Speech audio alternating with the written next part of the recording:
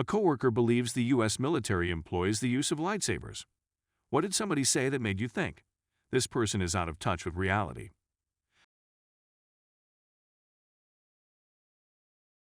I remember a while back I read a post about a man who refused to wipe his bum hole after number 2 because he believed no man should have anything touch him there. I remember vividly thinking, how out of touch with reality do you have to be to have such a belief? I am still occasionally haunted by this stranger. I'm a 911 operator and had a man call 911 because the internet at the hotel he was staying at got disconnected. I told him it was not a police issue and he would have to talk to the hotel staff and slash or just wait for it to reboot. He responded, "Not a police issue. This is criminal. If I unplugged someone's life support, isn't that a crime?" 16-year-old at DMV office getting her driver's license.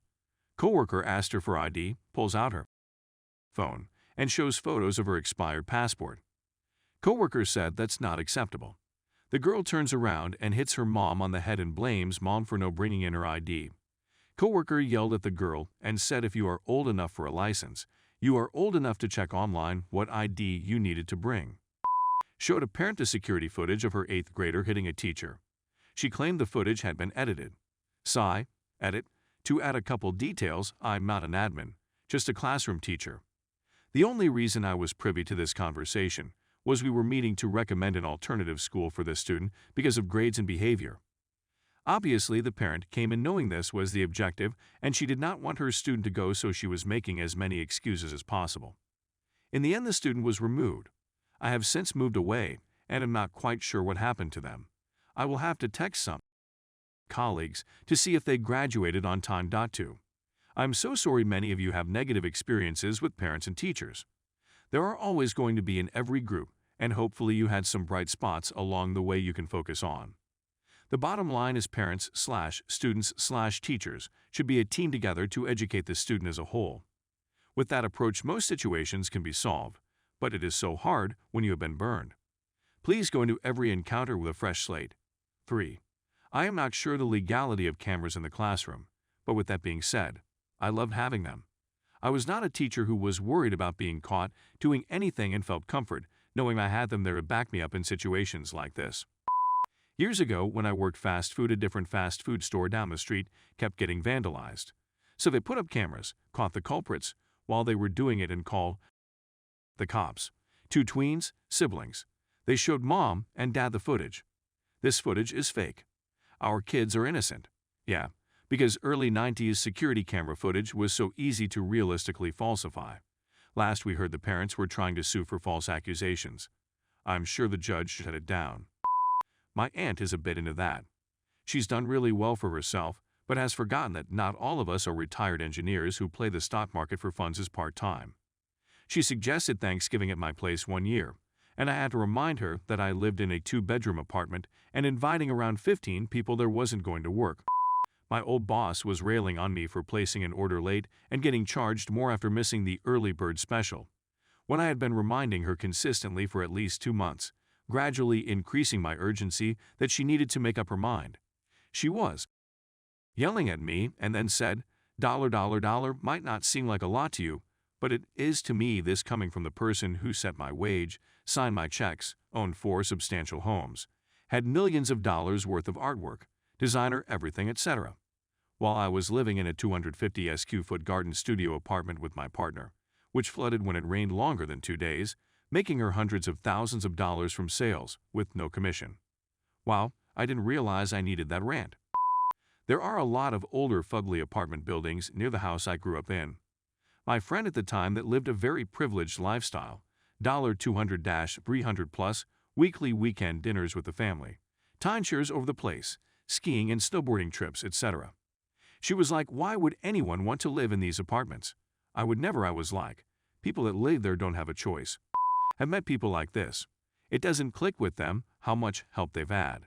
Example: guy who runs his own successful window tinting business.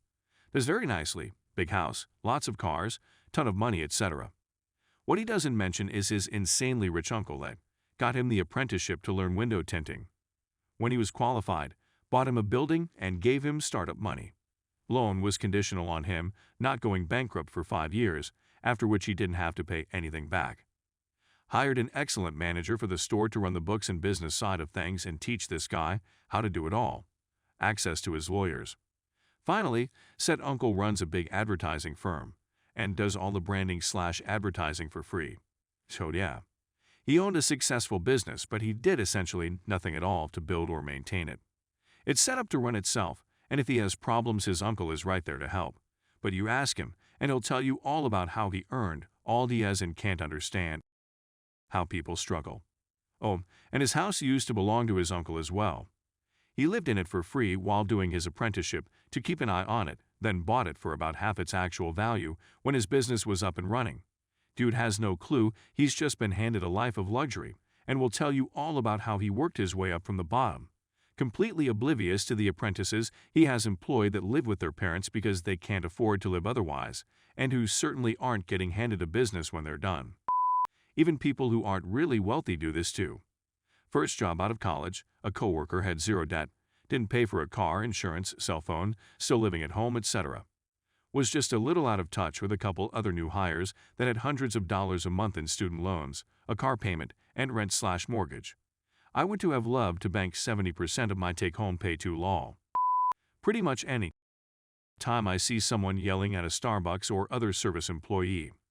They come into a crowded shop, wave their big $5 bill around like a high roller, then yell at a 16-year-old for making their coffee incorrectly. Lame. If you find yourself to be one of the people yelling at service workers, fix your own problems before telling other people what to do. I currently work at Starbucks. Weirdly, it's the highest paying job in the area we are currently living due to it being in a southern state, with the closest bigger city being 2 hours away. The amount of verbal abuse food workers take is insane to me. A couple weeks ago, I had a lady screaming at me because her drink wasn't made to her standards. A guy who is somewhat kind to me told me today that he would never work at Starbucks because he's better than that. He comes 3 times a day and lives with his parents. I have 2 degrees. My coworkers have insane skills, and a lot of them also have degrees, or they do this for fun. I don't understand how people can treat another human, so because social standards says food workers are dumb and do not matter. Once got in an argument with a girl that people would rather die of starvation than eat something that's carcinogenic. I asked if she was seriously saying people would choose to starve to death over the course of a month and risk potentially developing cancer in a few years, and she said yes. I asked if she'd ever gone an entire day without eating before or knew what that felt like. She hadn't. I'm a nanny and I've worked for some rich clients. Old money. These people know nothing about reality. The best one I heard was this family I was working 12-hour days for. Good pay, terrible schedule.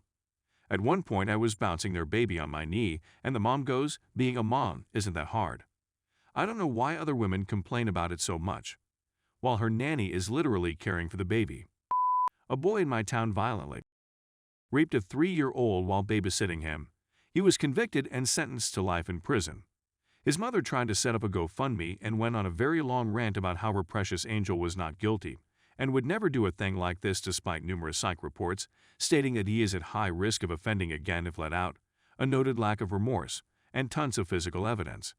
Sorry, I realize this isn't a specific statement or anything she said, but when it happened I remember telling my husband about it and talking about how much she has had to disassociate at this point to convince herself that what she is saying is true despite all evidence to the contrary.